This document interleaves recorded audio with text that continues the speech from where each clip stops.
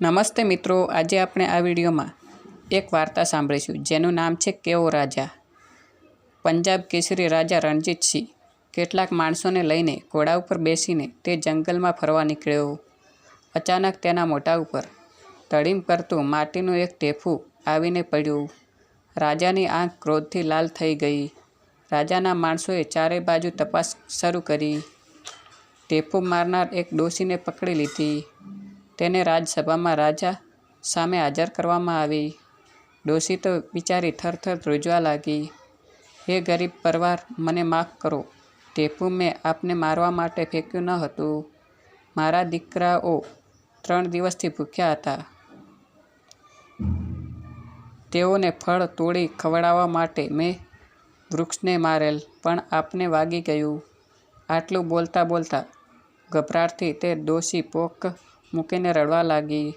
ડોશીની હૃદયદ્રાવક વાત સાંભળીને રાજાના આંખમાંથી આંસુ પડી ગયા. તેઓ વિચારે ચડી ગયા.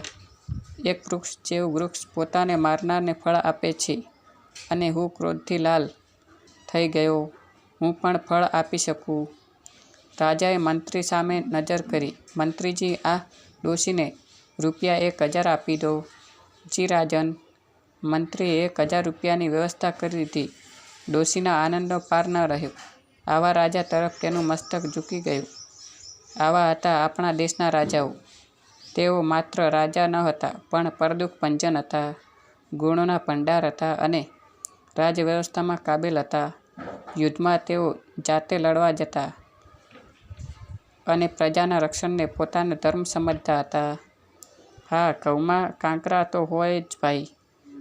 એ ન્યાય કેટલાક દુષ્ટ રાજાઓ પણ થયા, પણ આજની લોકશાહી તો દાટ વાળી દીધી છે. આમ તો કાંકરામાં ઘઉં જેવી સ્થિતિ છે.